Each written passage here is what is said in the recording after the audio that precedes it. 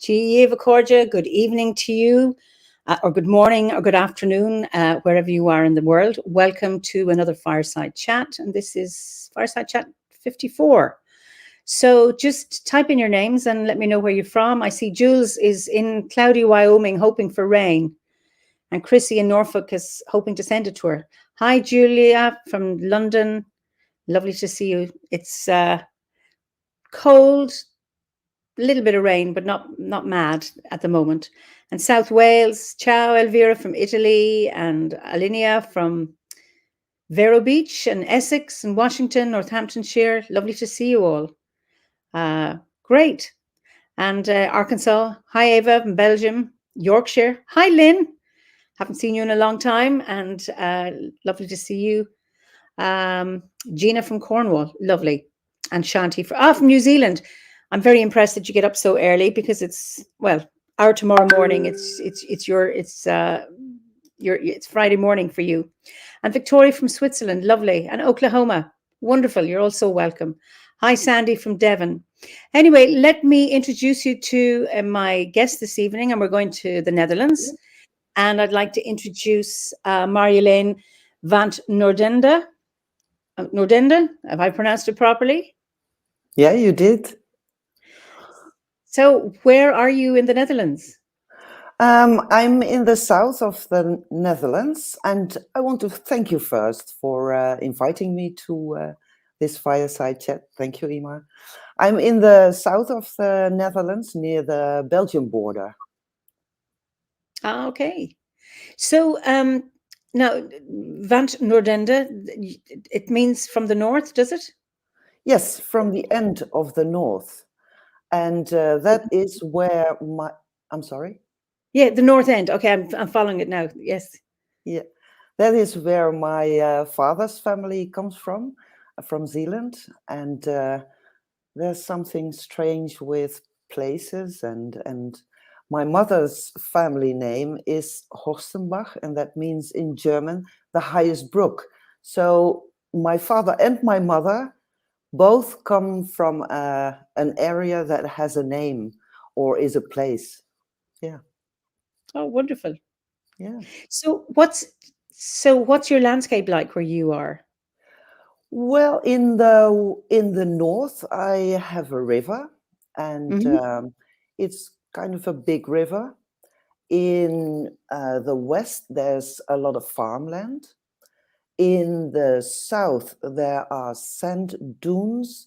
That is kind of strange because we are not nearby the sea, but this is a place where the sand just, ruins all the trees and it's just sand like the dunes.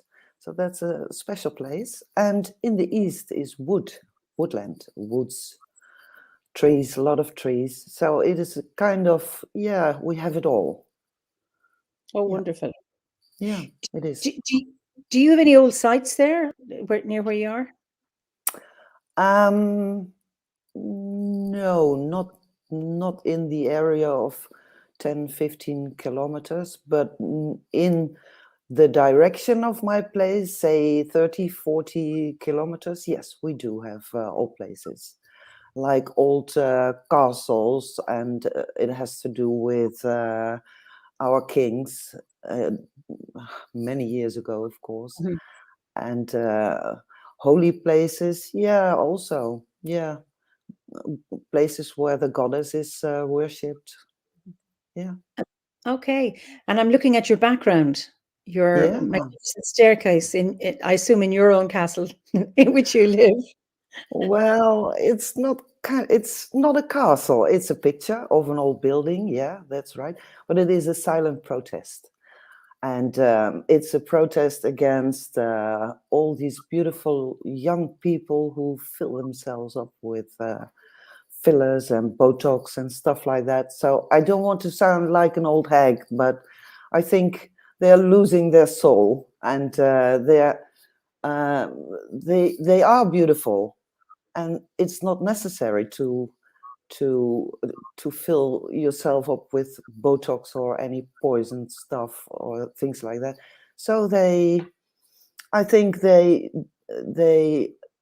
don't recognize the beauty in old things, old Mhm. buildings, old people, old whatever. And there is really a beauty in old things, especially old buildings, but also in old people.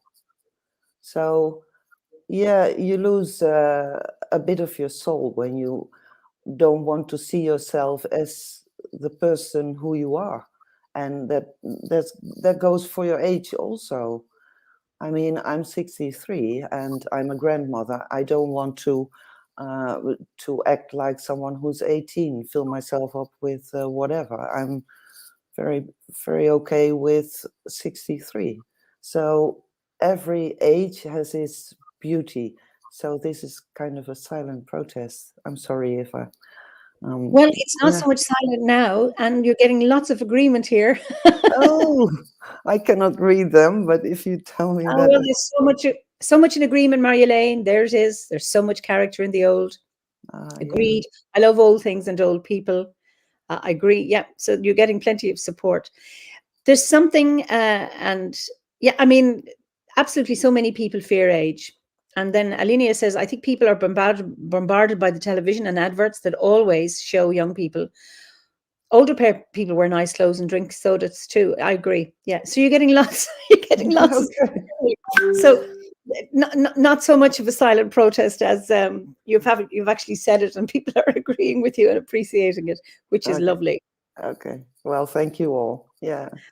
I too, I love old buildings, and I live in an old house, and I have a ruined castle in my land.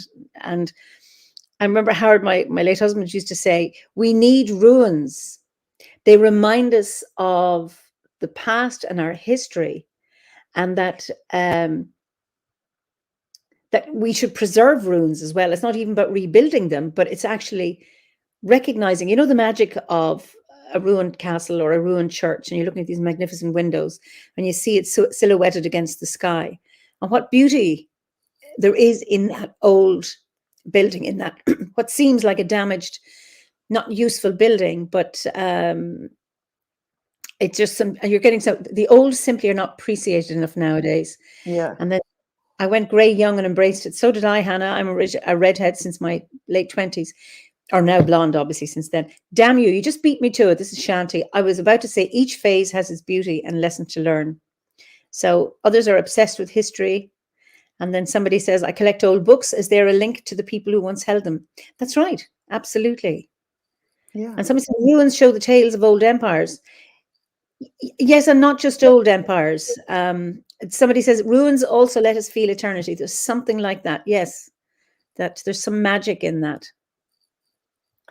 Yeah, I think so. You had a conversation with someone in France, if I remember correctly, a few weeks ago, and she was telling about the places who are so ugly, no one wants to go. We adore these beautiful places, and but these ugly places like the bog, the moor, all these stinking places, but these are the places that keeps the memory alive. And I think it's beautiful to visit that place, because all these ugly places, because those places remind you, indeed, these places remind you of your mortality, but also of the stories and of everything what has happened there. So that's with a human face also. You see all the wrinkles, you see all the hair is not in an original state anymore. So that's fine. Yeah, that's fine. It's the story. It's so I tell my daughters, every wrinkle I deserved. I worked I worked for them really, really hard. Every wrinkle. Yes, your badges of honor. And it's lovely here. Shanti says, I only have 4 to 5 gray hairs, but I treasure them and I've given them names. Ah. I think that's really sweet.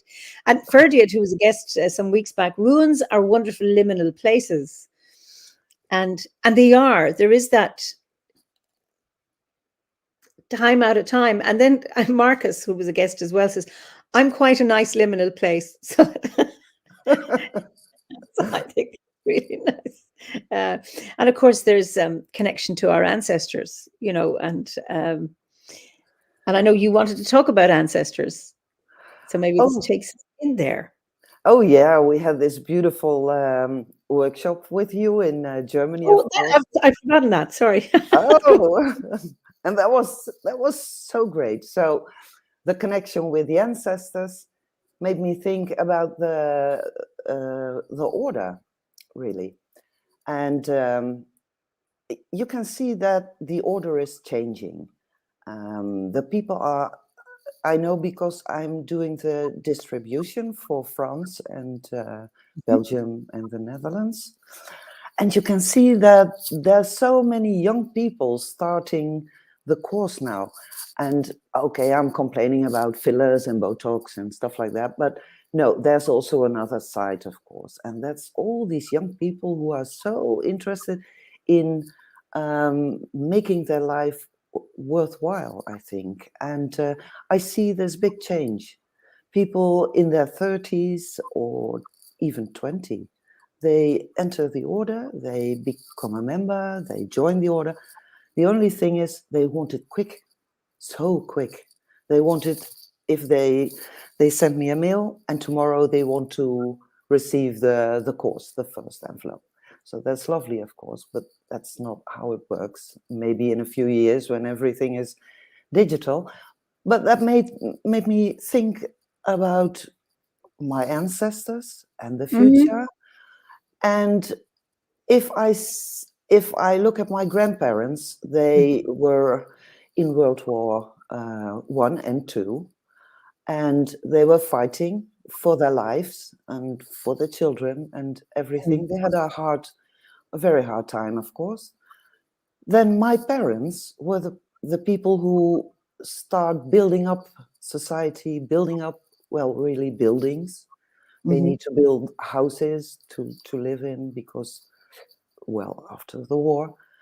And then my generation came, so 50, 60 years, and we as it were, we cleansed the path. We were working to make a free path for the next generation to walk on. So it's like we protested a lot in that time and in the 60s, 70s. Women rights against the atom bomb. Of course, we had a lot of protests in Europe, but also in America, and that's kind of cleaning the path, so the next generation, our children, can do what is really necessary for the earth, and they start involved with orders and spiritual stuff and read books and make this new age, start this new age movement. And the generation that is now entering the course or entering our order, they don't have time. They need to work very fast, but because they see that the earth needs Hmm. us. So that's funny. You see not only your ancestors, but also the ones who are now the generation of this moment. So that's funny to see all these this whole chain of generations, and they all serve a purpose. And Yes.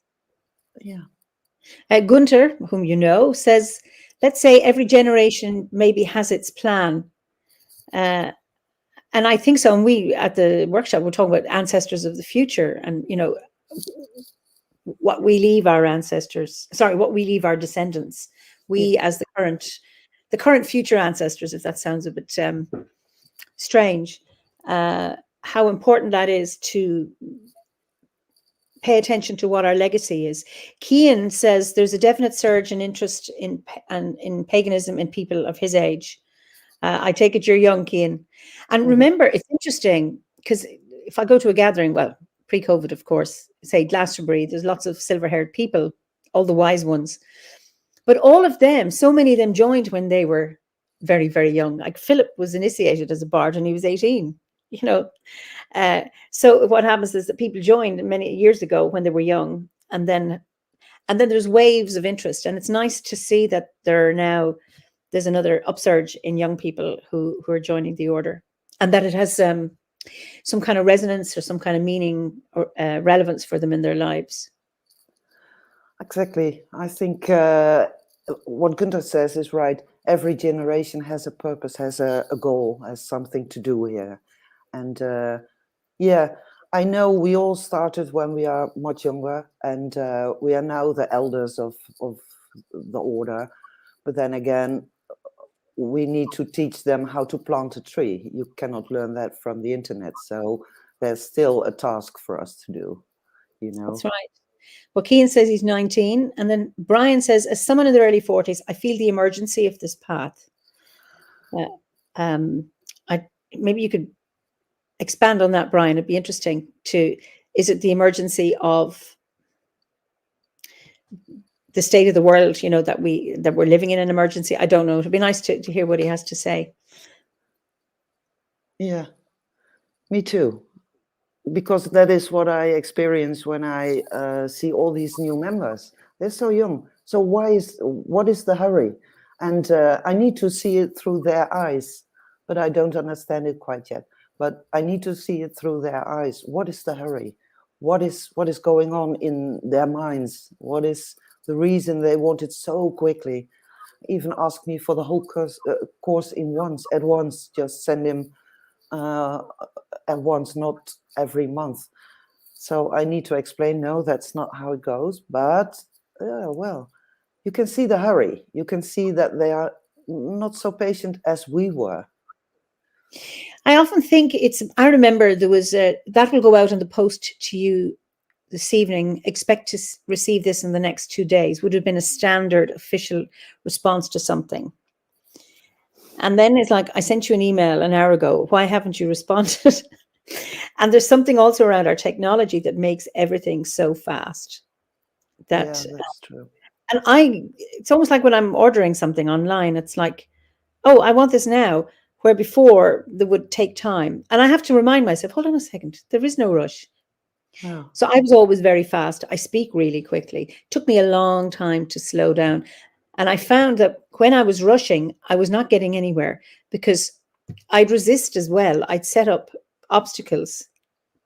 Oh, yeah. So there was always that kind of tension between going fast and wanting to get there and not allowing that time to integrate. And I've copped on since, but it was a challenge for me. Maybe you should give a workshop about that, because I think many people are struggling with that. Yeah, so Julia says that's the fault of the on-demand culture. And then somebody says, what is the attraction for young people to this path? Is it an environmental thing? So I don't know. I think COVID has to do with all this, because people are sitting at home, losing their jobs, don't have to, cannot go to their work anymore. So they want to do something that matters in their lives, and they want to give themselves an explanation of what is happening, what is going on, and maybe they will find it in spirituality or whatever. Maybe they will go to church or whatever. But maybe this is one of the things that made that more people are a member now, entering the course, entering the order. I don't know. Yeah, Brian says a sense of danger for the world and humanity. I think that's hitting more people now. But there's also maybe the COVID crisis brought around like, well, how do I make meaning of my life? And I think having a sense of purpose or a sense of meaning, or being able to sense, I think the lockdowns really, I think, challenge people around that, because being locked up or locked down and the restrictions that left people, I think for many, was like, well, what is my purpose? What am I doing? I think it's been really challenging for these times. Now, somebody says, for me as a young person, the sense of connection to the land, when everything feels so separate in the modern age, living in the city, and oops, I'm sorry about that, I have to go up and get it again, and surrounded by the man-made environment, that and my Welsh heritage. So that's, I don't know what your name is, it's not clear. And that is an interesting one. So feeling separate, that the living in a city, in a modern life, that that sense of being cut off. And then again, in another way, that the lockdown, for me, I live in a rural area. I think for many people, gave people an opportunity, for many people, they got an opportunity to engage with their landscape, however that is. Cian says, I looked for a path that connects me to the world around me. Many young people are similar to myself.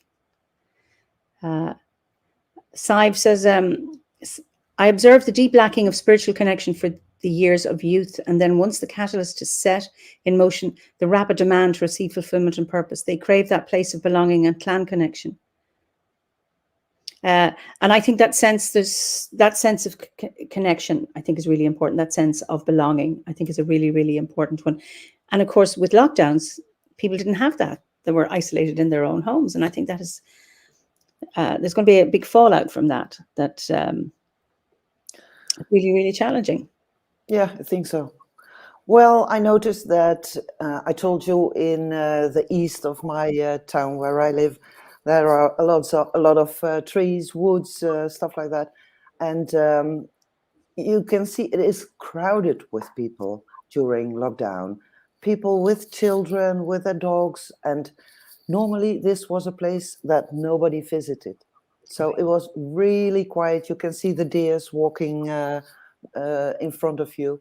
But now it's crowded with people. Now it's not so bad anymore because it's no lockdown, so it's okay now. But during lockdown, well, fantastic to see how many people want that connection and see nature blooming and blossoming and feeling good, not being kept in their houses. And yeah, it makes them depressive. And as a herbalist, I noticed that during the lockdown, many people asked me for valerian root, and that's something to calm down. Yeah. And you could think, well, you're already calmed down. You're in your house. You don't have to do anything. You're not going to work. You must be very calm now. No. In their mind, it's still working, and they are so stressed, and they need to get something to relieve the stress. And so I made a lot of valerian root tincture.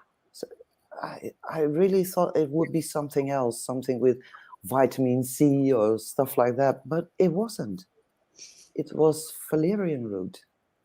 Interesting. So people must be very stressed at their homes, and the lockdown especially. Yeah. Franklin says, I'm not that young, but the lockdown got me to look at myself. What am I doing? My life was run by my job, social pressures, etc. Yeah, and I think hopefully, and then Brian says, COVID has taught so many of us that there is more to life than producing, striving and working, but we've been conditioned to always be doing. And I think that for those lucky enough to be reflective enough that, to have an opportunity to be able to take a look and reflect on what our lives are about, I think is a very, very important one. Gabriella says, I think the part of the anxiety of lockdown came from the world around you crumbling down, everything being chaotic and uncertain. So Mark says it made him look at his life in a completely different way. And somebody worried to die in a meaningless life. That's Hannah. I think that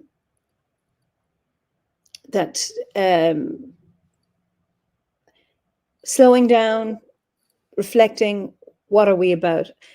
And I know at the beginning of lockdown, when the planes weren't in the sky, and we're seeing videos of animals coming into cities and things, and wonderful, and we'll never go back to the way we were. But traffic is in the sky, is back, and it's there on the roads. That how many of us are actually really thinking about how we change things, or do we have an opportunity to do that? Difficult question. There will be some people who are really saw the difference during lockdown, and they really want to change their lives, not going to fly every summer, going to different countries, stuff like that. People are really conscious. Mm-hmm. And some of them are just very glad that they could fly again and step in their cars again. But then again, well, who knows? There isn't a balance yet between the two. So yeah, it's still going on. Oh well, that's COVID. It's not over yet. But yeah, I think it's important that we learn from it, as our ancestors did with the big flu in, what was it, 1914? 1918. 1918, yeah. So we need to learn from that and see make use of the experience, of their experience. And that's also what it's about with the ancestors. Make use of their experience, and don't think that you're the one who knows it all. No, you have lots of generations. That's right. And they already did it, done it, got the t-shirts, or what else. Yeah, so make use of that experience. And maybe we are now standing in a time that will write history also, that we need to be accepting this experience and give it to our children and grandchildren so they can learn. Also,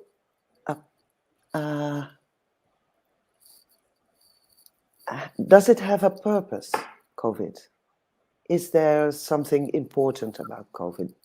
Do we learn something from this? Did we learn something from when we were ill from COVID? That's a question I asked Matt last weekend. I said, what did you learn from COVID? And he said, what do you mean?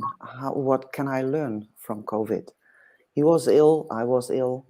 So I said to him, well, for me, it were dragons with 3 heads. I cut one off, and 2 new heads grew back. So I thought it was just a multi-headed dragon. And then I saw my life, and my life is exactly the same, a multi-headed dragon. I started with this, finished that, next one, like the people who wrote this just a minute ago. Yeah, it's we don't take our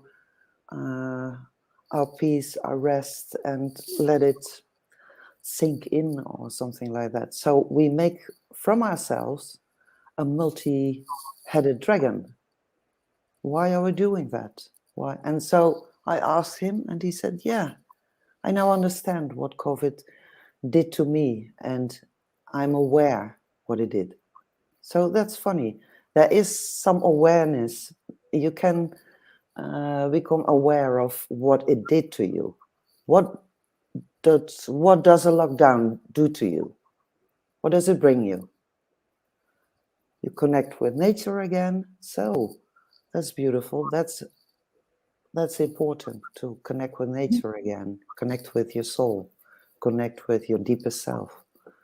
So COVID will bring us something.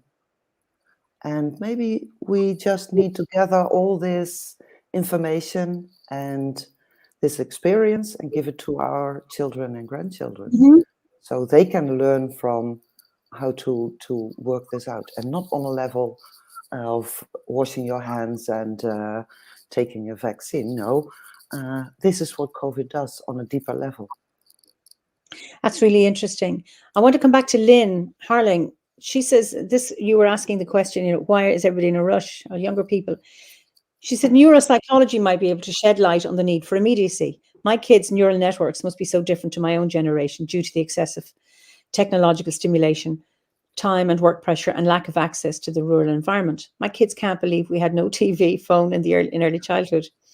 We had to be patient in order to communicate. And she says there are pros and cons with social media. My daughter finds it difficult to turn off her phone. For me, it's essential for peace and, I assume you said, quiet.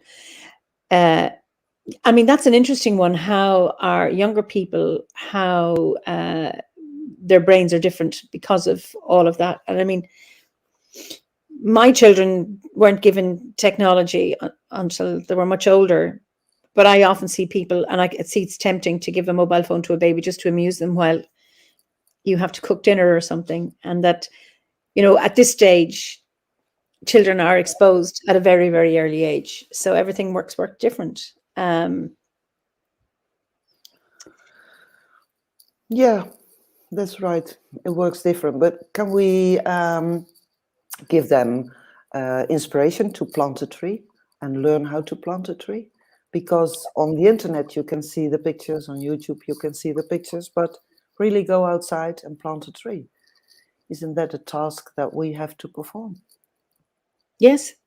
So that's the same with the iPhones, the stuff, all the, yeah. I know I brought my daughter when she was 14 to this, what we call Earth Song Camp. It's a camp in Ireland where there's about 600 people in different little circles, and we cook on an open fire for maybe 15 to 20 people, and there's various workshops. And there are no phones allowed on. So it's drug and alcohol free, and there's no technology. So you're cooking on an open fire. There's a cafe that that runs on gas. But that's all. Everything is pit latrines, wood fires to heat up the water for showers. And you can only use the mobile phone in the car park, just away from everything. And it's 9 days of none of this. And when I told her I was taking her, she said, "You can't do this. You and your hippie friends, you can't do this to me. This is terrible." So I brought her with a friend. And on the first day, do we really have to go to a workshop? I said, yeah. I dropped them. And then I didn't see them for the 9 days. Will you please come for your meals? And she made friends there. And then they met later in the summer. And she said it was great, but then everybody had their phones. So we're sitting around having, in a coffee shop, and then everybody took their phones out, and they weren't doing what they used to do in Earth Song. She says, I really miss it, being together with no technology. And she's 19 now, and can really appreciate, she still has a phone, but can really appreciate the importance. And actually, the one thing about COVID is how isolated she was, that the phone was not enough. What she actually needed was the physical contact. And I think a real appreciation of having friends in the flesh and not just on a screen, where before it would have been screen and very little else. And I think that's really important to really, appreciate, physical contact with people and being in the same space. Like what we had at that workshop, it was just really, really wonderful to have that physical connection. And obviously being safe and all of that. But, that's a huge, like Trixie says, yes, we need touch and connection. Absolutely. Yeah. Physical contact is so, we're not wired for that at all, Yeah, I think so. Well, my children are the same with their phones, and they never leave their phone 1 meter from their side. So I'm not the one who can tell you what to do, or I'm not trying to tell you how to plant a tree with your children. No, it's just my thoughts, my ideas. I have the same problem as everyone else. My youngest son is 23, so he never leaves his phone. Even when he goes to the shower, his phone is there. So I don't know. So it's also, of course, it's for every one of our generation and younger. It's a problem. It's difficult to understand if how it is possible that they cannot appreciate the silence, or and on the other hand, I see also the troubled children who are not in contact with their friends and in real life. That's terrible. That's really terrible for them, especially these young ones, 14 to 25. Yeah, they need to be in contact with their friends. This is puberty. This is Oh yeah. their time, and really their time. So yeah, it's difficult. Really, I have no solution for that. No. But no. But Gabriella says, for me, to be honest, I loved the first few months. I got time for myself finally to sort things out. What surprised me was actually realizing I couldn't be a monk living by myself in the woods. I loved the first lockdown. It was just bliss. Mm. I mean, I'm very outgoing and I'm very gregarious, but I'm also very introverted. But I would not want another one. So like Julia says, yes, she loved no contact, was absolute bliss. But you do live in a major city. So some people can cope with it and others not, but it's about being able to choose to have contact or not. Pat says, some people I want to see in person, some folks, still good people, I'm perfectly happy to encounter only online. The really close folk you need to be with. And then Philippa says, I found some people divided into groups. Some found it difficult to sit with themselves, those who worked hard at their careers, then partied at weekends. Others who spend time around people and can't be alone, they didn't cope with lockdown. Absolutely. So it's been very much a mixed bag for people, and a really, really hard one. Yeah, Trixie says, we opened our home to my 14-year-old daughter's best friend for lockdown. Mental health became more important. And I think, yeah, that's one impact that hasn't had enough attention, I think, the mental impact or the impact on mental health that this has had. Yeah. That, yeah, exactly. I work as a nurse and work with elderly people, and they are dying of loneliness, not of being sick, of loneliness. Yeah, that's so important to come in contact with the family or friends or whatever, and they were also in lockdown. So it's so sad to see that they just died from loneliness. Yeah. yeah, and I dying alone, I think, is a hard one. I know some people may like to do it, but for those, it's. I mean, I don't want. I'd like to die with the people around me, and be conscious that I was dying, as it were, or to be ready and to be able to have people around me to say goodbye and get all that time. You know. Yeah. Well, it's this time, Samhain, so we think about death and we think about our ancestors and think about that stuff. Yeah. Indeed, yes, and we're having our OBOD sound ritual on Saturday. So yes, and Samhain in Ireland lasts for the whole month of November. It is Samhain is the Irish word for November. Oh, So, that's lovely to know. Yeah. So you celebrate a whole month. well, yeah, well, I suppose. I mean, I know, Ireland is predominantly a Christian country, and I come from a Roman Catholic background. But the month of November has always been the month to remember those who've gone before us. Not just, is it the 1st of November? I always get but that sense, like my father passed in November. So I know a lot of people who have, and it's always just been there, even before I became a Druid. It's always been there in the landscape. So, and Trixie says, "Oh, Bealtaine here." So you're down south. So welcome, or happy Bealtaine, the beginning of summer to you. Enjoy. So yes. Talking about Ireland, that was where I discovered that I need to study Druidry. Oh, really? Tell me about that. Yeah, I was visiting Ireland the first time in 2002 and did the Ring of Kerry, of course. I'm a tourist. Do I know anything about Ireland? No. Beautiful. It was. And my daughter and I went to Blarney Castle, and that's You kissed it, didn't you?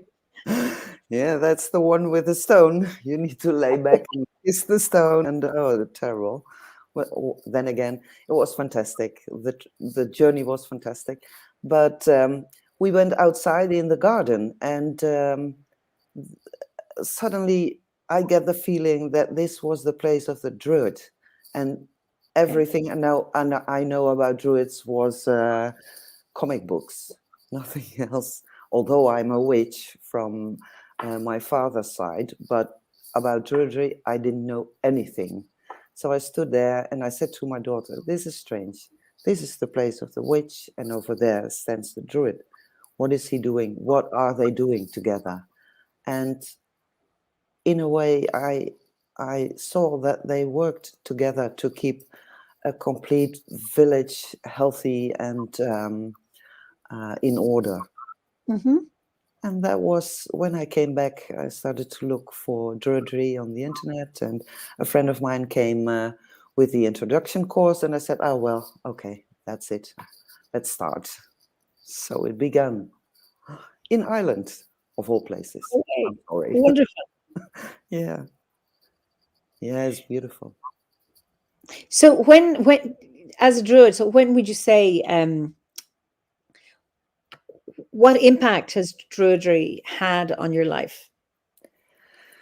It was more of my spiritual way. It was really for me a mystical path, Mm-hmm. um, connected even more with the Hermetic system, the seven Hermetic principles, and um, doing more with the herbs. So became a herbalist, official herbalist, and it broadened my vision. It's making everything uh, even better, more than I already knew from witchcraft. I'm not a coven witch or um, um, from a special order or coven. No, I'm from a lineage of um, from my family. I was taught by my father.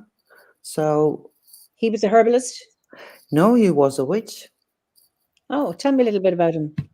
Yeah, well, he has passed away for 20 years ago now, but well, I'm the eldest in the family, the eldest daughter of five, and I was the one who received the education.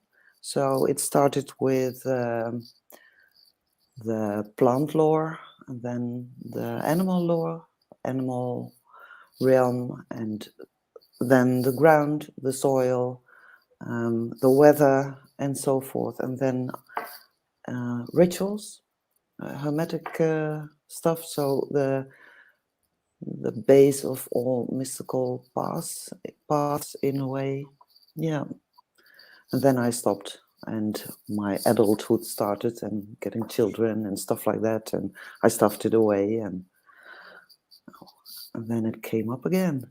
So yeah, I didn't realize it at that point, but yeah, the books he gave me, I read the books now. They are very old, and he came from a time that he worked with telekinesis. I don't know Okay. what the English. Telekinesis. Yeah, telekinesis and ectoplasm. That's the stuff, the soul. Yeah, that's a different ball game. But he taught me about that. But that was his time in his life at his youth. This what he has learned, and Okay. that is something we don't do anymore now. So, but that's stuff. Well, he taught me that. Yeah, it didn't work. I cannot move things with my mind, but it's funny to learn that as a child. Did you see him do it? No, he tried, and he was a teacher, and he ordered his pupils in the class to open a tap or to do something, and they really did that. But he did not move stuff, but he let people do stuff. So he didn't do it by himself, but with his mind, he Could got get people. somebody else to do it. Yeah. Ooh. I don't know. He wasn't a bad witch or a black one or stuff that is not. That was his time. In that was the time of Crowley and seances and stuff like that. So, yeah, we in these days do it different. We have more. We work with plants and herbs and the star lore and other things and tarot, of course. That's still one that survived that time. The tarot. It's And so old. was your mother No, involved in this? Interested? No. no, not at all. No, she was a good Christian, Catholic. Yeah, no. So Really that's interesting. funny. Yeah, yeah. It is interesting to see in hindsight what has happened and what I have learned. At that time, I thought everybody got an education like that, but that isn't what was happening. And my sisters didn't know also. So if I show them, look, there's Venus, and they look around, they don't see anything. So yeah, I need to. In that time, he showed me not only the moon and the phases of the moon and the waters and the sea and the land and the soil and the vegetables and the food you can eat from the land and the mushrooms and the stuff like that. They don't know anything about that. So, but I thought everyone get an education like that, but no. Wow. Wow. Yeah. So lovely. Gabriella says, I just want to say I find Marjoleine's energy so soothing, settling, and peaceful. Oh, thank you. It's my low voice, I think. Oh, Let yeah. me ask, did your mother have a problem with your father being a witch? No, no. That was in a time that church didn't grow with the community. So the church stayed very on a high horse and very manipulating. So my mother wasn't that going to church anymore. She didn't like going to church anymore, and Oh, you know that was the time when the pastor, no, the the man from the church, the priest, the bishop, the pope. the priest came at their house and say, you need to be pregnant again because 5 is not enough. You need to What? make another one. Yeah, that was in the 50s, 60s in Holland, in the Netherlands. They came at their door and well, it's time to have another child. So 10, 12 children were normal at that time. And that was for my mother was, okay, I'm finished with church and priests and nuns and stuff like that. So she wasn't involved in practicing witchcraft, but she wasn't also involved in church anymore. Okay. So she didn't choose for witchcraft, but she did choose not going to church anymore. Yeah, that's in the 60s. Yeah. Well, Wow. church. Yeah. So then when you ask me what did Druidry do for you? Well, it broadened my interest. It was more information, more it was not so from that time, from it was more from now. The rituals were more from this time, and yeah, so that made it for me very open to the order to be a member. Yeah, it's easier to understand. And do you have a grove where you are? No, I have a cafe, a pub. Go on. Yeah, with one of the members, I do have a pub in the south, and once or twice a year, we open the pub. We make a big pan of soup, and well, everybody can connect. It's not that we are doing rituals; it's just for the connection and to get to know each other, and well, everybody is welcome, normally speaking. So we arrange a big space so everybody can come and have a soup, have a coffee, have a conversation, have a beer, have a wine. So yeah, it's very easygoing. But you can see that members really want to come in contact with each other and want to tell stories and want to tell the new stuff and what's going on. So that's quite funny. Yeah. So we have a pub, not a grove. And it's your property. Is it an actual pub, or you create the pub for the event? No, it's a farmhouse, and we rent it for a day, and Okay. yeah, that's all. No, Well, I don't have a big house like that. No, I couldn't. No, it's just a farmhouse, big farmhouse. There are no animals anymore. It's an old lady who still lives in the house, and she's also very spiritual. Comes from England, I think 40 years ago, moved to the Netherlands. But she understands Druidry, and she loves if the Druids are there, she loves it to bits. Yeah, she loves it. Yeah. Poppy says she plans to do something like that in Crete, and all of us are invited when I make Great. it. Thank you, Great. Poppy. I've been to Crete once in 1979, a long time, and Yeah. I'd love to visit again. Yes. Oh, me too. Greek. Oh, Ferdiet says, wait till my grove hears about this. I'll end up having to open a pub. Oh, I'm sorry. This is the lady who lives in the farm alive. Oh, yes. Gabriella wants to know, is the lady who lives on the farm, is she alive? She's still alive. Yeah. Oh, Yeah. brilliant. Yeah.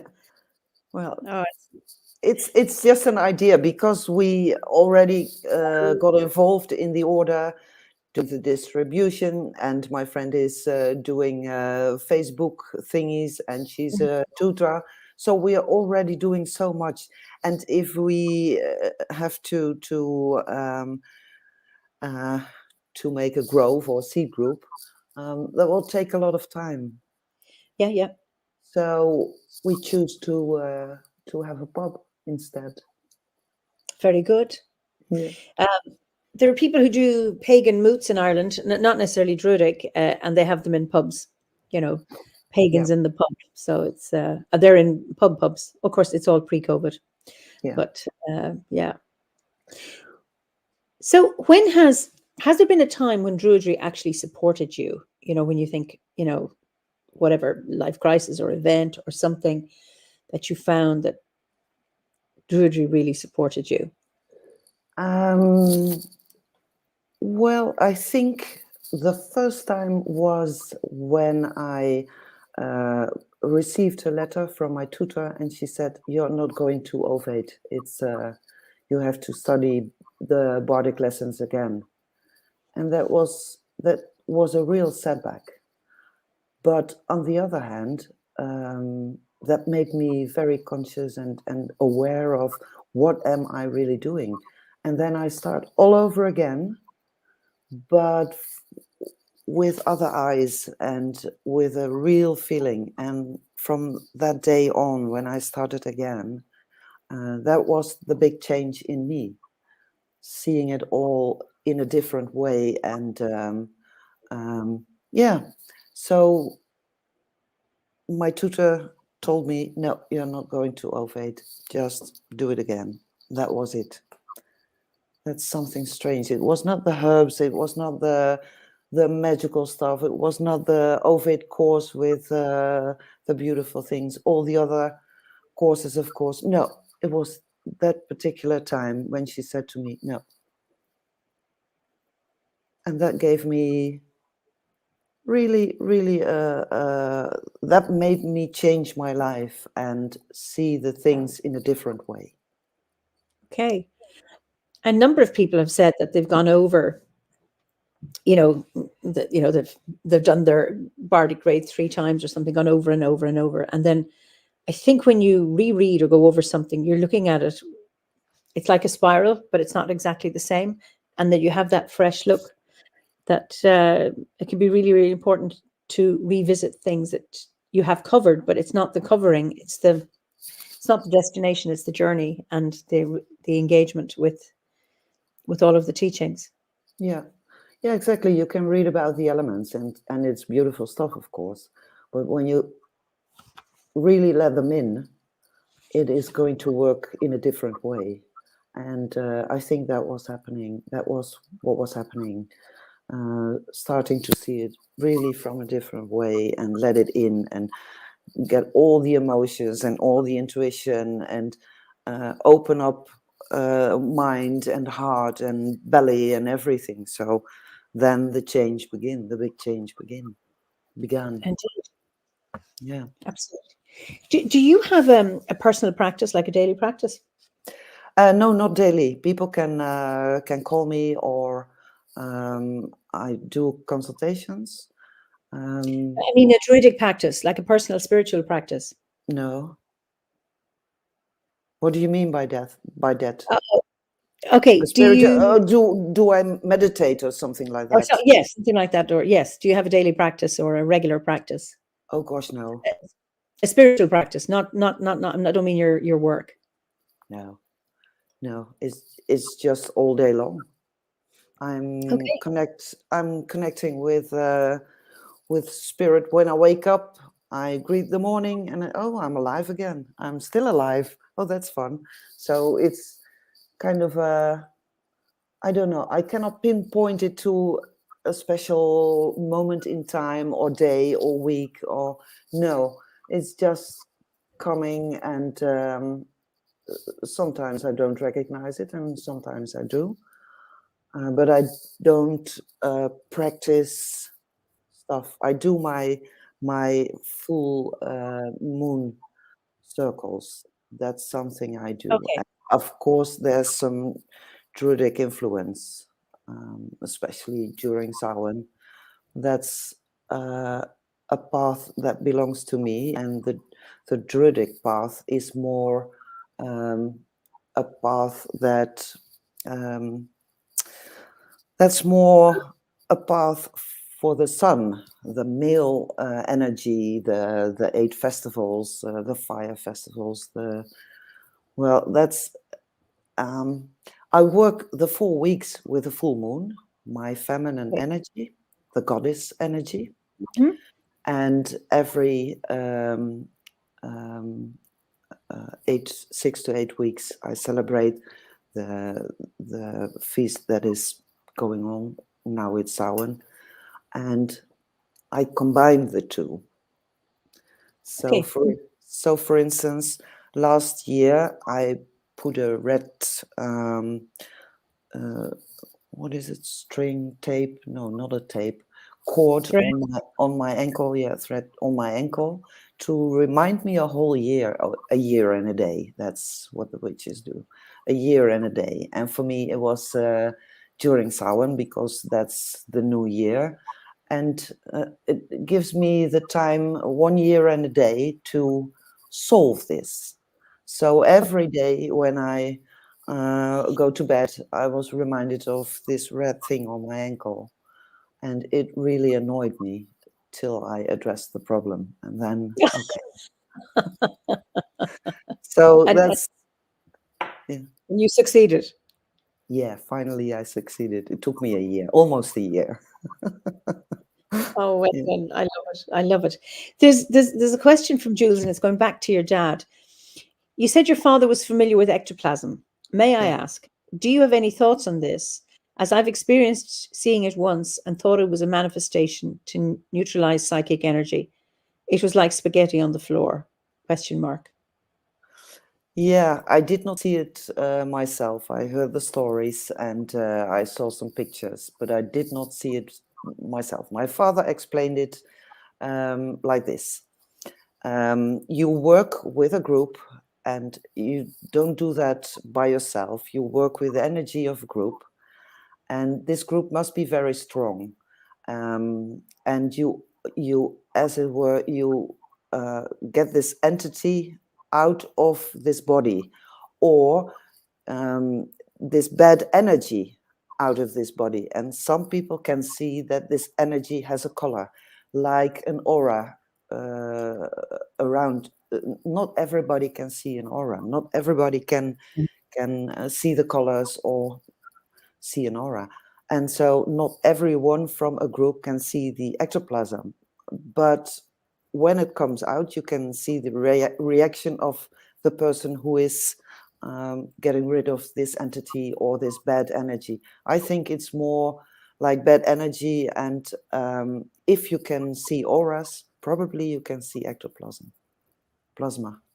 Or perhaps feel ectoplasm, or perhaps feel it.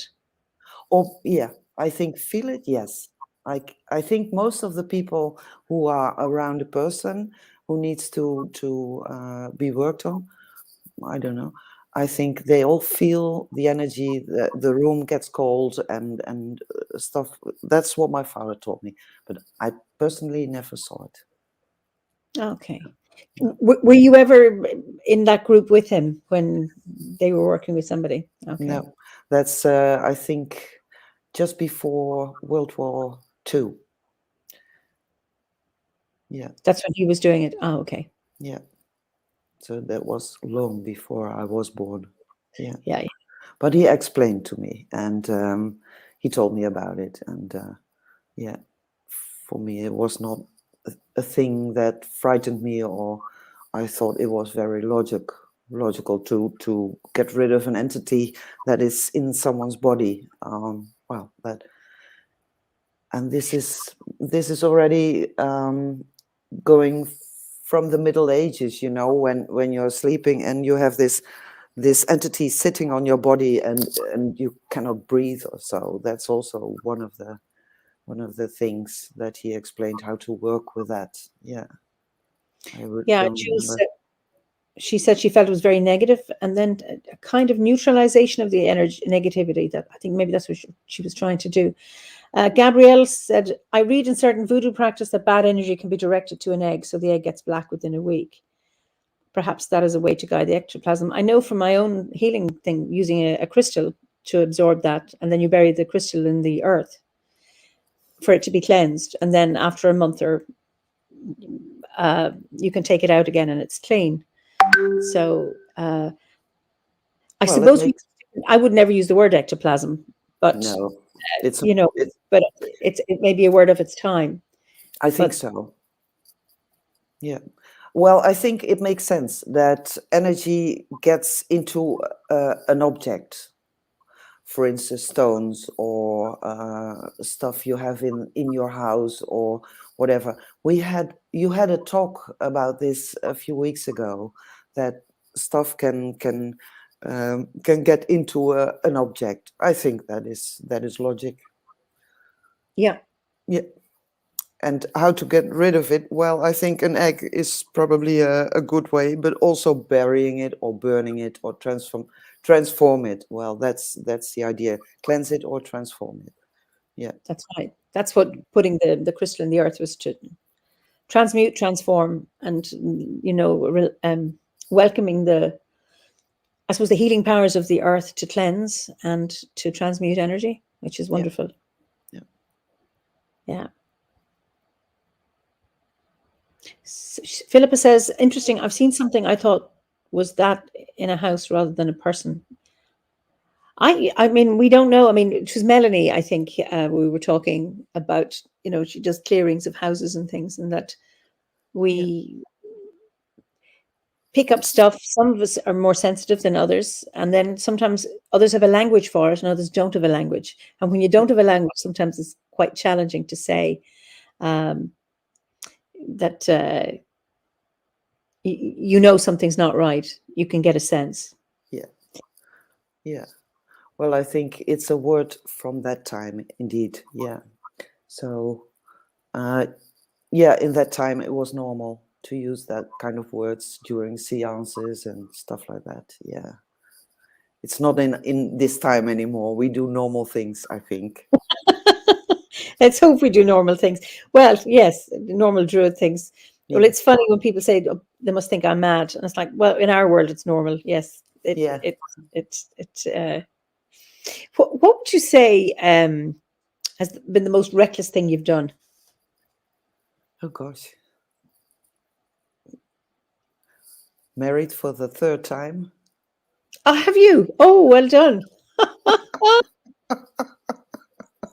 That was kind of reckless. Well, sacred threes. And reckless because?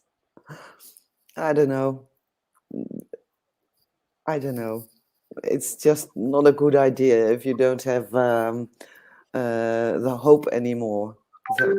So not listening to your own good senses, and yeah, Okay, that's so reckless. In my book, that is reckless. Yeah, not listening to yourself. Okay. my inner self, that is reckless. For me, that is reckless. It's always a disaster. Yeah.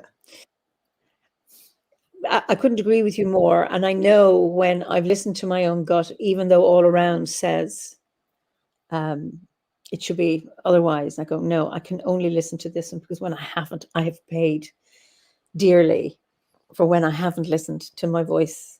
Even if it's the only voice, if my voice is not the same as anybody else's, it can Mm. be a lonely place, but I've Yeah. learned it.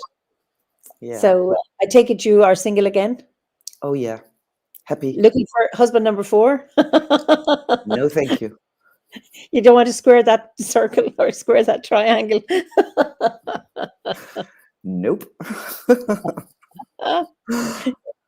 Oh, it's wonderful.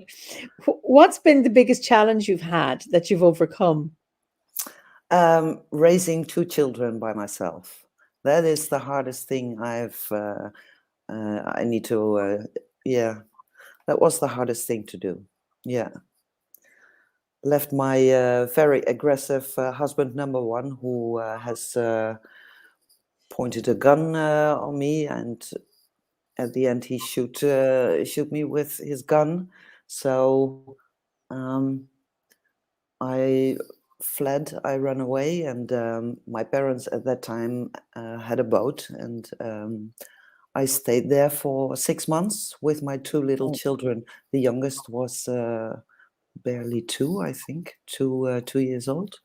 So yeah, that was a hard thing to do. Yeah, that was, Sorry, you said he shot you. Did he actually hit you? I mean, did yeah, he? yeah, Where did you get the bullet? in my back. Yeah. Oh my goodness! So were you hospitalized? Were you sick for a long time, or? No, no, no, no, no. It was a very small bullet, but if it was a little bit closer, it would have done so much more damage. But it was from Oh, kind of a distance. It was a small bullet. Yeah.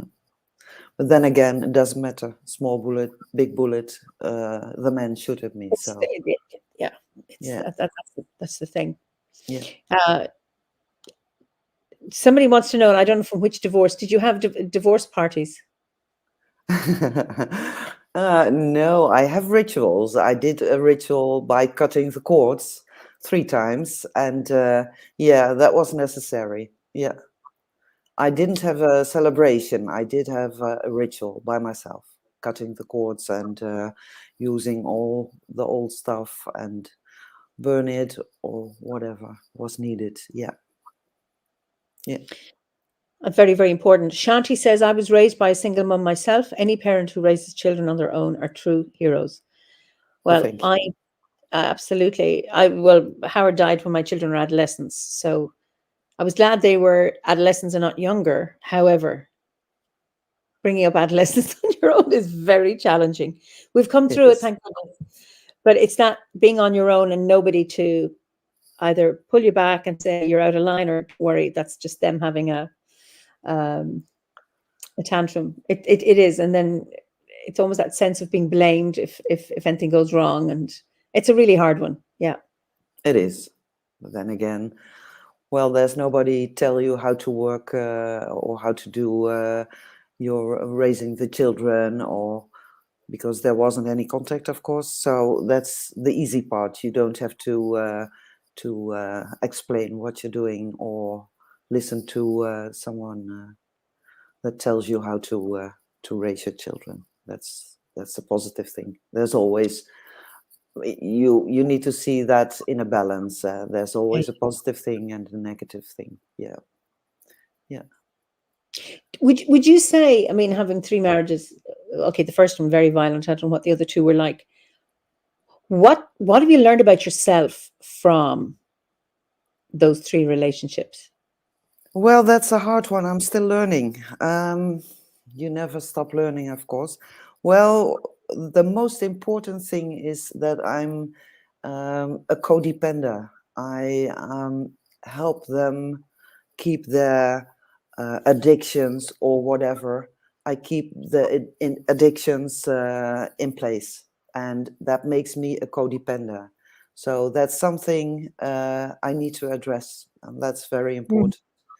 And I told you I'm 63, so I'm still learning how to work with this this stuff. Oh gosh, yeah. Well, Michelangelo at 87 said ancora imparo, which means I'm still learning. So you have Yeah, loads of time.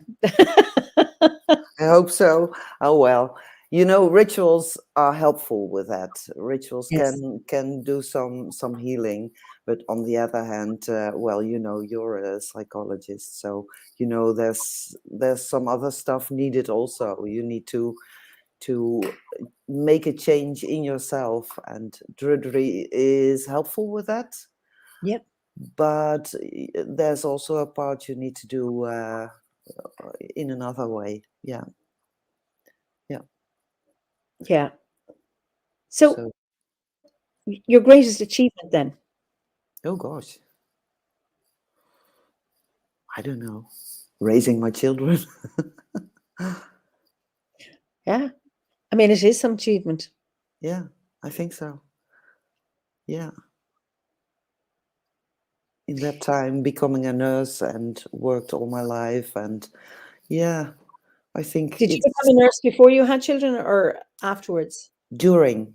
When I was pregnant from the first one, I became a nurse. I was studying when I was pregnant, and I get Ooh. my diploma 3 weeks before the date the birth.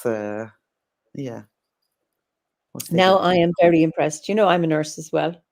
It's Or heavy was a with nurse. your big belly, and I trained as when I was younger, you know, long before I had kids. And I know what it was like when I was pregnant. I think anyone who studies when they're pregnant, never mind nursing, because you obviously did nursing the old way, which was mostly in the hospitals, was it? yeah, Yeah, that's the same as well. Hard work, yeah, absolute hard work. yeah. So uh, I'm even more impressed and more in awe of you now, Marjolein. That was what we did at that time. I don't know. That was normal at that time. Yeah, that was normal. Yeah. Well, I it's funny when you know no better, you think, okay, this is my life, so I have to get on with it. And then when you come through it, you think, how did I do that? I don't know. In Yeah. hindsight, I don't know. No, but I did. Yeah. So yeah, Uh, raising my children by myself and getting my diploma and working in hospitals. Yeah, that was a hard time, but it was also a very good time. I have this beautiful connection with my daughters. My daughters are in their 40s, and my youngest one is from my third marriage, and he's 23. So, yeah, I have this really good connection with my daughters. how many We children have you? three. 3. So 2 daughters and your youngest is the son. Oh, okay. Yeah, yeah.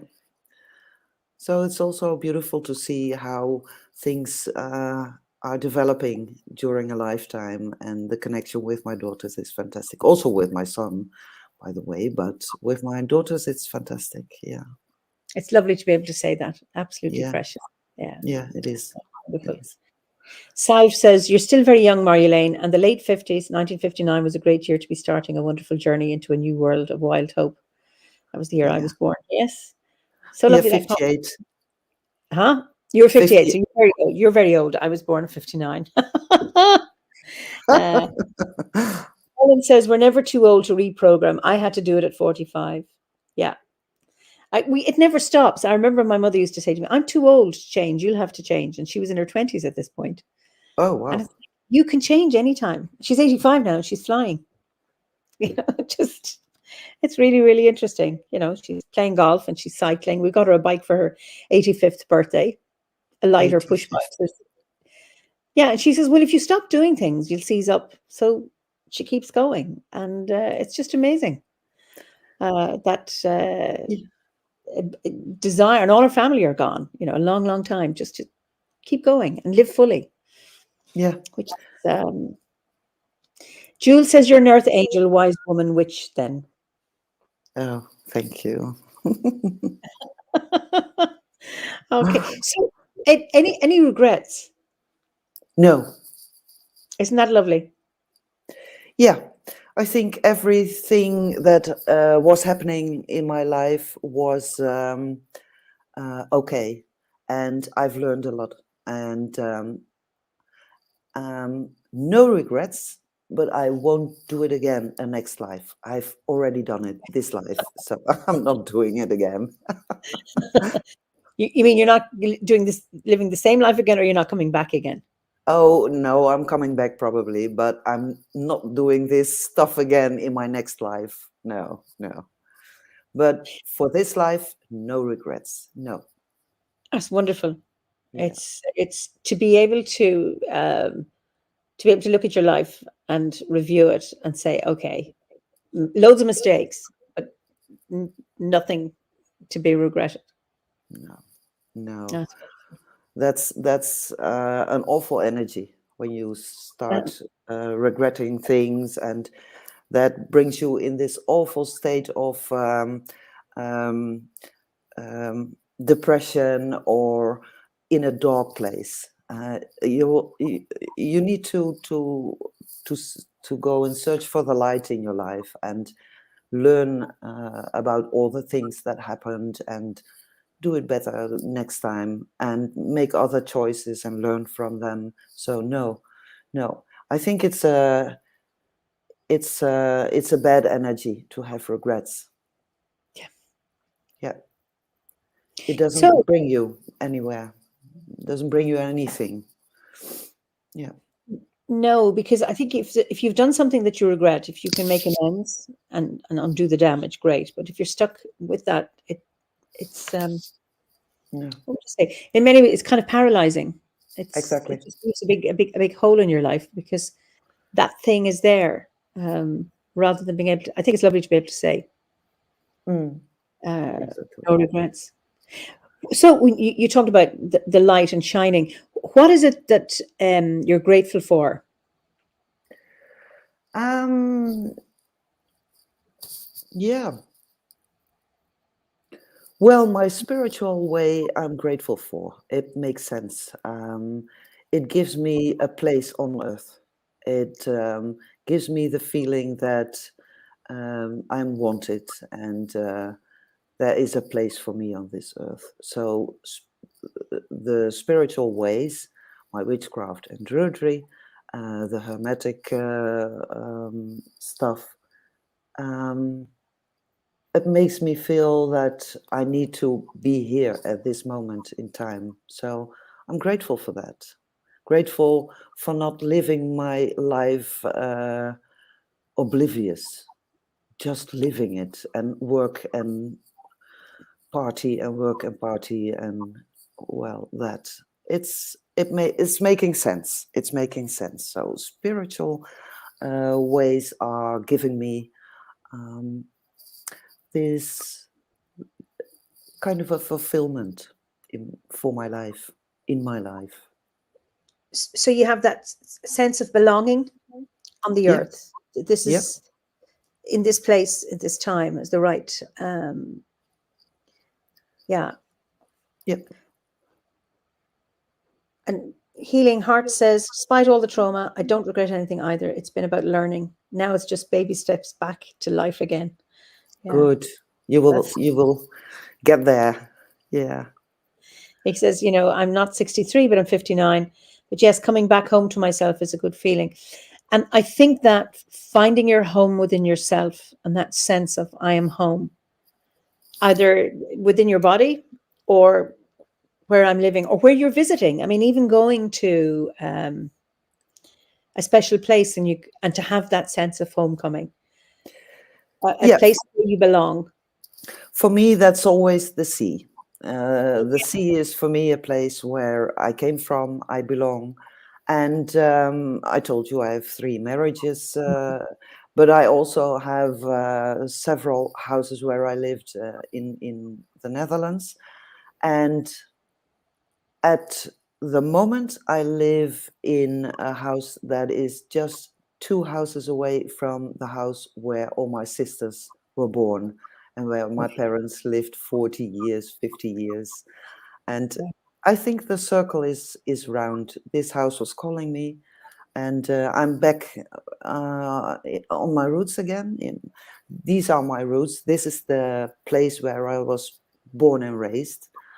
And for me, that's also that the circle is complete.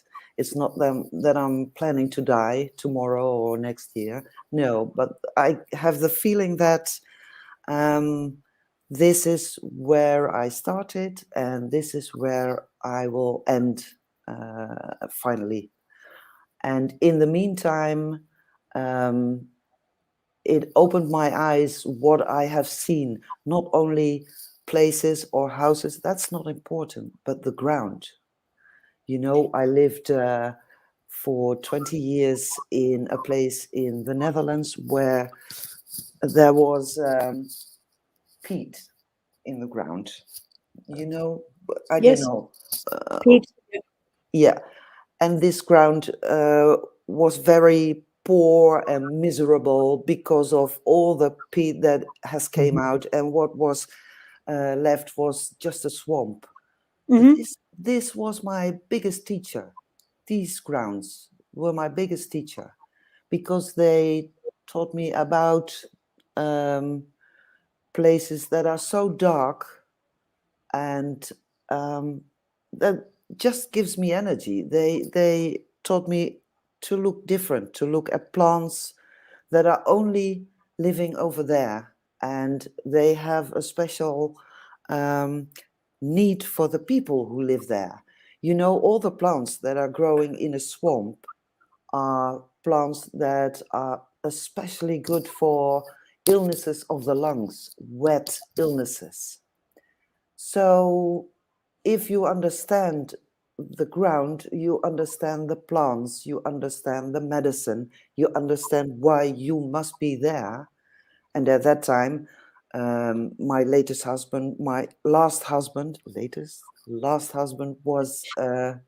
I don't know, he's not dead yet, was a doctor. So we had our own practice, and people asked me for herbs because they have illnesses that he couldn't cure with regular medicine, but they grow in your backyard.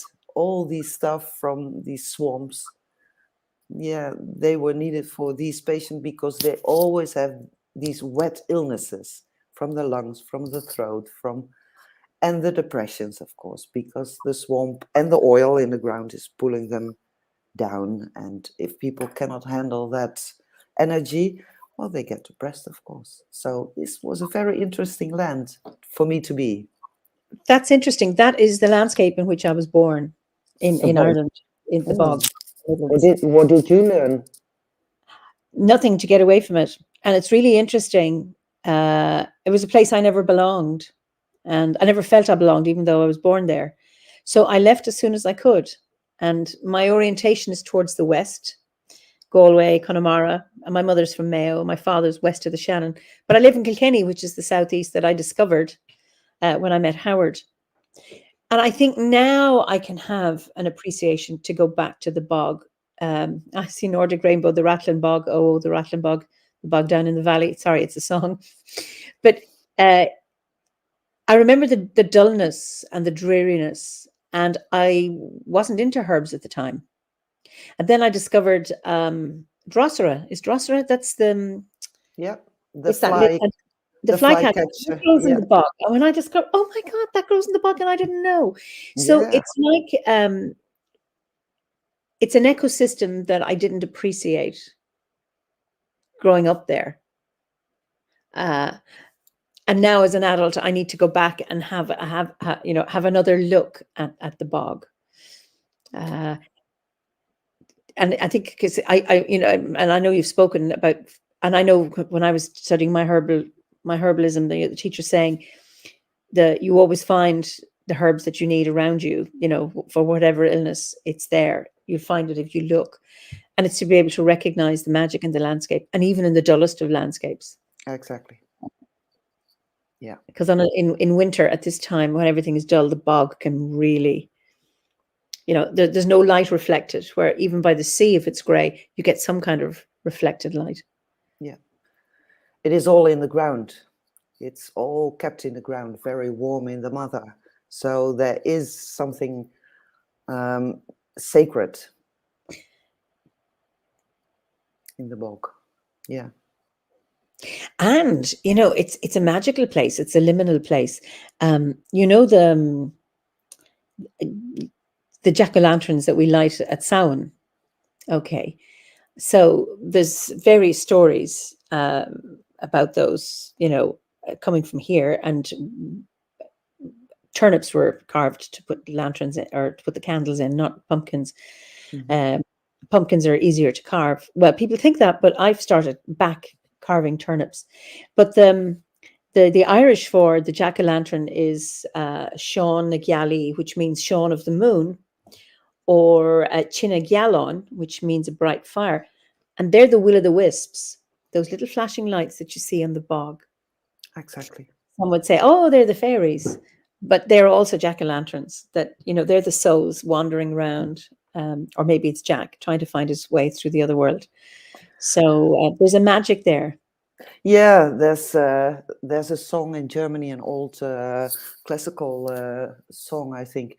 It's Nibelungen, and it's about the ghost, the white feminine ghosts that lives there and work with jack-o'-lanterns, the lights, the bog lights. Yeah, that's yeah. People who live nearby always know that if the fog is coming up, there are also these white feminine structures in the mist, and they believe that these white ghosts are, well, the magic of the bog, of the swampland. Yeah. Yeah. It is a special kind of land, although it's ugly and it smells, but there's a sacredness in it. Yeah. And it preserves, when digging up, we find the woods, the bog yew and the oak and the pine, and they're absolutely magnificent black woods. Yeah. But also they found bog bodies. They've even found, I remember being fascinated as a child when they'd found some butter in a leather pouch, and the butter was still good. Oh. And it was preserved, and you're talking thousands of years. And I think honey, and then the bog bodies were fine, I suppose, until they were exposed to the air. But that they were fine. And I mean, I find something like that takes a life, maybe. Either they were buried deliberately or whatever. And then you find something like butter that it didn't disintegrate. It just held it. How is that possible from a piece of land that is so ugly and so smelly, but it can keep even more than our modern refrigerators? Or That's right. Yeah. So there is something magical about that land. Yeah. Yeah. So and then we start again with the picture behind me. Yeah, there's something beautiful, sacred in all things. Yeah. That's exactly it. And Ferdi talked about ruins being, liminal places, but also bogs are, there's that, because you it's watery, so it's water and it's solid and it isn't, it's both, and that's dangerous. And it's about being able to walk with safety across the bog with great care and attention that lends to the magic. Yeah. So you need to go back and visit it again and see it with other eyes, how it looks now and what you can find now. That's right. Yeah. Gabrielle says, I don't think it's ugly, but each land has a certain type of energy and pulls in certain people. That is true. Yeah. That is so. It's just on a dull day when you're looking at a dull bog, it can bring you down. And then compared to looking at bright green fields or trees, in full leaf on a sunny day with a blue sky, and you think, oh my God, this is a magical place, or being by the sea or in the mountains. It's all got to do with sunshine too, I think. Debbie says, I find the bogs and swamps beautiful. I spend most of my time walking routes through them, much to the consternation of onlookers. So you have that magical power to be able to find the right foothold to walk through the bog. Yeah. Mm. So it's about finding, and it was Harriet, finding the beauty wherever you are, I think is a very, very Exactly. important thing. Yeah, exactly. Yeah. And not only finding it, but also make it your companion and work with it. That's the beauty of working with a land, as we Druids do. It's not only looking, have our ceremonial things, stuff outside. It's also work with the land, work with the energy of the land. There are different types of soil in the Netherlands. Near a river is a different soil. The energy is different, and I explained you about the dunes. It's a completely different energy. It's like airy. It's just you plant a tree and next week it's gone, because there's always this open wind, and the trees are just gone. So there's a kind of energy. If you uh, want to get rid of all this stuff in your head and too much work and too much problems and too much, go to a place like the dunes. It will just blow it away, like the sea washes you clean. The dunes make your head clear, like the wind is right going through your head, right through your head, and blow it clean. So work with the land, not only recognize it, but work with it. See what the plants are doing, and invite them to visit your garden if you need some plants. For instance, you have an illness, invite the plants, they will come and you can use them, and you work together with the land. Whatever land it is, it doesn't matter, you will find the right place. It's really interesting talking about inviting in the plants that you need. I've been wanting mullein. Yeah. The flowers are very good for ears. And I used to grow it. They used to be here. And then they disappeared. And over the summer, I was asking people, has anyone got seeds? And I found in my polytunnel, there's 3 mullein plants. Oh. I did grow them once, years and years and years ago. They were in my polytunnel, and I haven't seen them since. And this year, obviously, they were lying dormant in the soil. They germinated, and I know I was asking for them, and I just thought, wow. And just interesting that you say that. And then I'm also fascinated with that sandy place that doesn't want trees planted there. You say you plant trees, and it's like, this is not the place. And it's that, we've obviously other places need trees, and but it's interesting to be able to listen to the land. What does the land want? Yeah, when I moved to this place with the swamps and the bog, I thought I had a beautiful house and a big garden, and I thought, well, I plant these beautiful things where I'm going to buy these plants and trees and stuff like that, and no plant will grow. No plant will grow. The trees just fall down. So this was kind of a war with my garden. And then when I accepted it, oh, this is a different soil. This is different land. Something is happening here. Under the normal ground, there was still a part of peat laying there. And peat is moving. So the plants have very wet feet. They didn't want to stay there. But on the other hand, I got these beautiful plants instead of all these ones that I bought in a special shop. They didn't grow. But all these plants from the environment, from this house, they came to my garden. every plant that wants to live in. So you can imagine how my garden looks. Not very nice, not very neat, not very, Right. but it was perfect. Perfect to make medicine, perfect to help the patients of the practice, perfect to do my work, and that was my call, to be there. So if you ask me, do you have regrets? No, because I got something else instead. I got a bad marriage, but instead I got so much information from the land and the herbs and how to make it. So that makes it kind of in balance. Yeah. Mm-hmm. It's That's, beautiful. yeah. So, any concerns you have about the modern world apart from the Botox? Oh, yeah. Well, gosh. Yeah, I do have some concerns.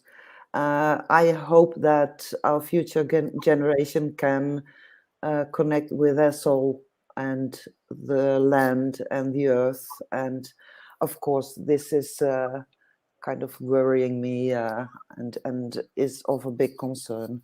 But then again, I see the new members, and that gives me a bit of hope. Mm-hmm. Yeah, but I still am very well. In Scotland,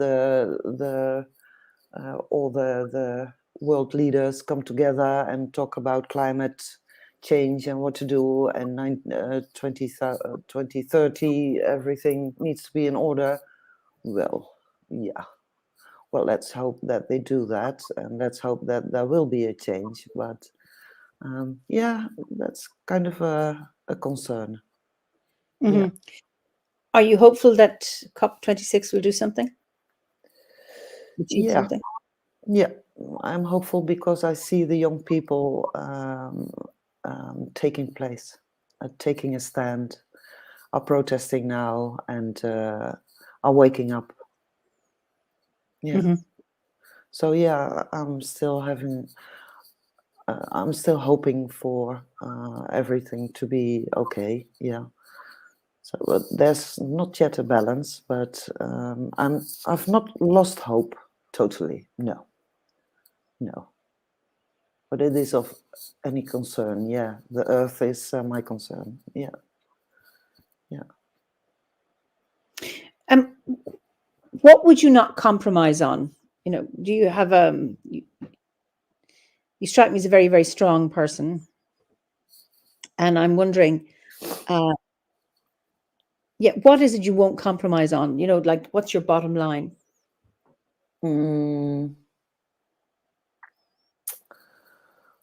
I don't think I found it yet. Oh no, I don't know. I don't know. I don't. I haven't found it. No, I'm a strong person, but I'm also very easygoing. And if someone asks me something and I don't want to do it, I told you I'm a codependent, so I say yes, it's okay. So on the other hand, I'm not that strong because I'm a codependent. So I need to learn how to not be a Not to get codependent, hooked. and Not to get that's hooked. yeah, and that's where I find my bottom line, I think. Ah, Yeah, yes, yes. It's very as a carer, and I knew it for myself as a nurse, that drive to help others and at an expense to oneself.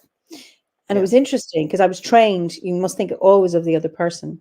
And then I went into psychology, and then I was challenged. Why do you think you need to protect everybody and save the world? What's that about? Why do you need to be a rescuer? And then it was like, you bring it back to yourself.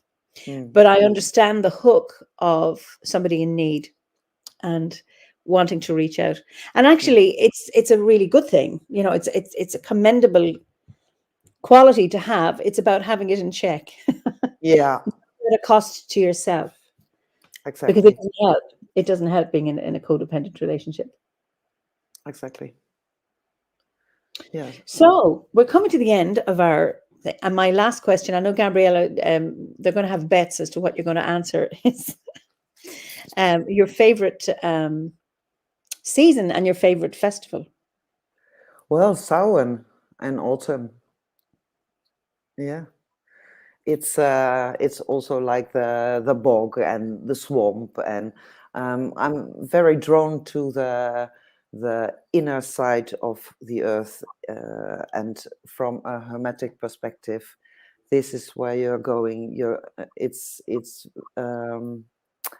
yeah, you need to be looking upwards to the sun, to the light, but also to the dark to Hmm. bring it in balance. And for me, my preference is um, the inner side, the dark side, with a goddess, with a all that is taught there, and the teachings, and the silence, and well, also the introvertness of myself. I'm not that outgoing. I'm really more, yeah, autumn sound. Yeah. Sorry, Gabriella, she had said Bealtaine, so but that you might say that. And it's really interesting because most people that I ask, I haven't done a poll, but my sense is most people say sound. Uh, I like it, and I love going in. I love being in the dark. I don't like the transition. I find, coming into September difficult. And once I pass the equinox, fine, I'm accepting of it. But I love bright sunny days and I love long evenings. And now I'm in the dark. I like being in a cave. I like going into the earth. So I suppose it's I can't say there's any season that, oh God, here we're coming into this. I hate this. Each one I love at the time. But this Hmm. one is always I think a very special time. Yeah, for me also. It's a time in the year that I going back to the goddess Inanna, and she has these 9 steps into herself and ending up as a cadaver on the wall and stuff like that, and start all over again with a bright, fresh idea, and cleansed her soul and everything else. So for me, autumn and not particularly Samhain, but autumn and wintertime are the time that um, I reflect on Inanna and her way to the underworld. I'm intrigued now. I said that was my last question, but now you've opened it up again. Those Oh, 9 steps of Inanna, what are they? well, you get rid of all the things that are sticking to you. Well, the first, of course, is your crown, your ego, your uh, Okay. and the second is your necklace of gold and beautiful things. This is your wealth. And the third is, if I'm correct, your father and mother. You Okay. are always expecting that they will help you, but you need to do it by yourself. So you need to get rid of that. And the fourth, well, I don't know, it's every step you're going to release something that is sticking on you until the last step. And then you have nothing, really nothing, not even your life. So it's kind of a rebirthing thing. Uh, be aware of what you're going to release. A crown, for instance, your ego, your wealth, your parents, your siblings, your house, your Mhm. all that stuff. Just get rid of it and start all over again, naked as the day you were born. And then this gives you a chance of uh, seeing and doing it different when you come out of this cave, this underground world. It's Yeah, interesting. Gabriella says Inanna sounds kind of harsh. What do you think? yeah, it is harsh.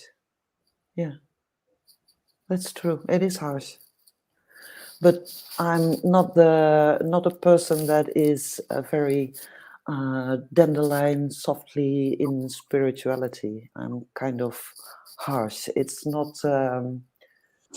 roses and butterflies for me. So yeah, she's right. Yeah, although it's for everyone else, it's for everybody is it's different how you experience your spirituality. For me, it's harsh. Yeah. It's interesting because I know doing shamanic training that, you know, the initiation of the shaman is to be stripped down to nothing, just to the essence, and then you're rebuilt back up. And that can be a hard, challenging experience, but it's, she says, let's all the dandelions and butterflies come to me. But that actually, that when you've been stripped bare to your essence, you've been, in a sense, unburdened and relieved of all those things weighing you down that are not so important. But that it sets you off on a new path to be able to explore more possibilities. That it's hopeful. Exactly. Yeah. So Healing Heart says, I've made a start on that. Would really like to know the 9 actual steps so I can check them off. I'm sure you can find those online, can you? I think so. Yeah. The 9 steps of Inanna or something like that. It's been Yeah. really, Marjolein, I said that was my last question, but anyway, it is my last question. So thank you so much. You've been an absolute delightful guest. And I know just from the comments that people really, really enjoyed our conversation. So thank you so much. So you and I'm just going to, what's the word? Cut you out, but no, you're going to stay there because we're going to look at the comments. So thank you so much. So just stay where you are, and I'll be back to you in a minute. I'll just say goodbye to you. So thank you all for joining us and for your wonderful comments. And like I said, we'll just read the comments afterwards. It's really nice that when people, you contribute so much to our conversations by your questions and your comments. So I look forward to seeing you next week. But Banachtina Hauna Jiv and Banachtina Bialtana. So the blessings of Sound and the blessings of Bialtana, wherever, if you're in the Southern Hemisphere. So we're having the orders Sound ceremony at 7 p.m. That's Universal Time, GMT, this Saturday. And look forward to seeing you then if you're able to join us. And it'll be recorded anyway if you can't watch it live. And also, I'll look forward to seeing you next week for another Fireside Chat. So until then, slán go fóill.